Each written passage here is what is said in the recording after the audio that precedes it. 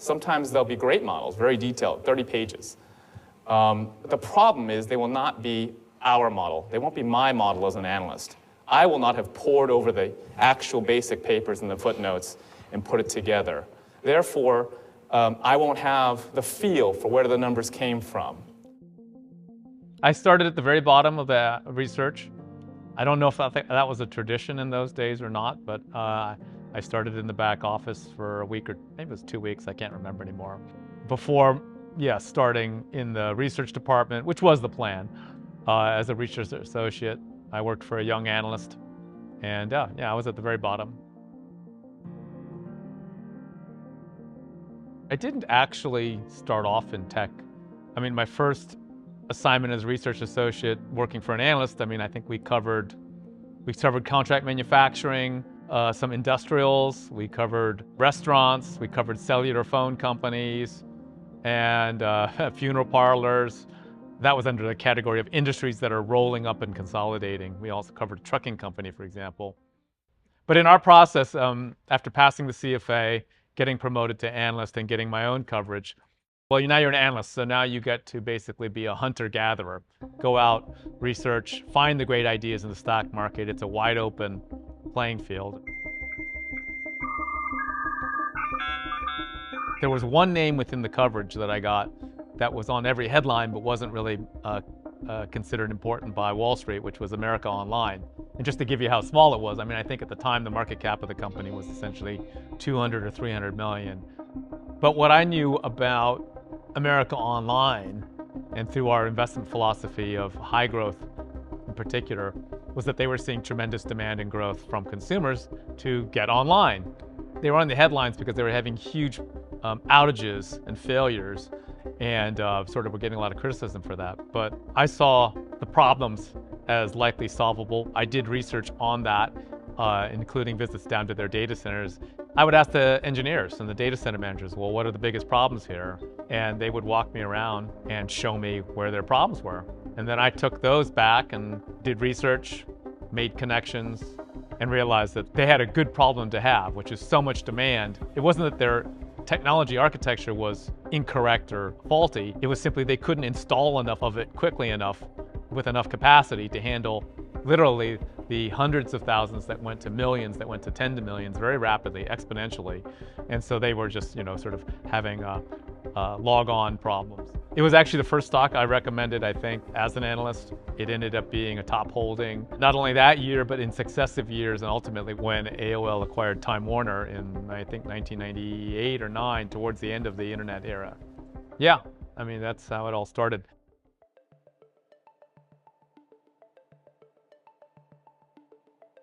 Well, we were certainly very paper-based there, even though we had financial models. They weren't really connected to anything.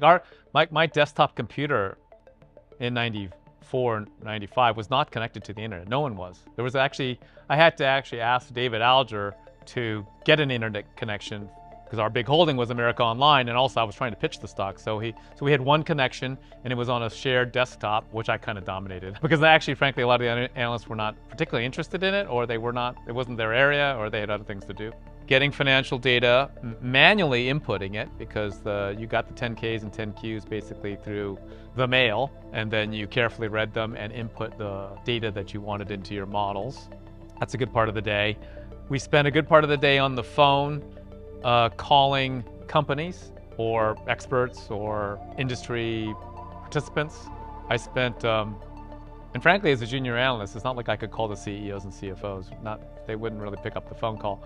The standard practice there would be to read newspapers, read industry journals, look at press releases, and then for my research, note who was being quoted at a company, and then try to call them or contact them. Or in a newspaper article, not just looking at the New York Times, but looking at the local paper in an area. I remember spending quite a bit of time looking at papers in Virginia for a while because of the development of basically now the big office centers they have there. Calling the local writers of an article on business and then asking them for further insights on whatever they were reporting on. So a lot of time on the phone, a lot of time in front of the models, and then meetings. We had some big standing meetings that you couldn't miss. Meet with PMs, of course, if they want to. There was a fair amount of time also travel. So go to visit the companies at their headquarters, set up a bunch of interviews, you know, try and get deep inside what's the character of a company and its insights. And, you know, I think we learned a lot those days because the companies, especially small cap, were often surprised that an analyst was going to fly like halfway across the country to meet just with them, spend a day with them, and don't just talk to the CFO and the CEO, but the head of sales, the head of manufacturing, head of R&D, you know, whoever they would actually let you talk to, pretty much. So I really enjoyed that, and I did do a lot of travel.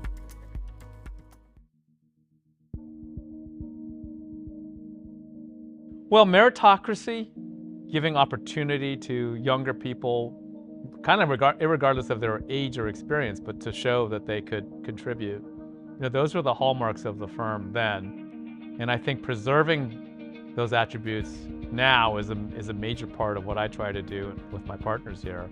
It's not so easy because meritocracy requires some things that some people don't like, which is rigorous accountability, sometimes quantitative, sometimes qualitative, but nevertheless accountability for results and accountability for how you get to the results.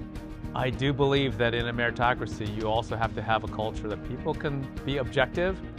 There's a whole culture that sometimes says, oh, well, try to avoid that in some way. I'm not sure why that really benefits people.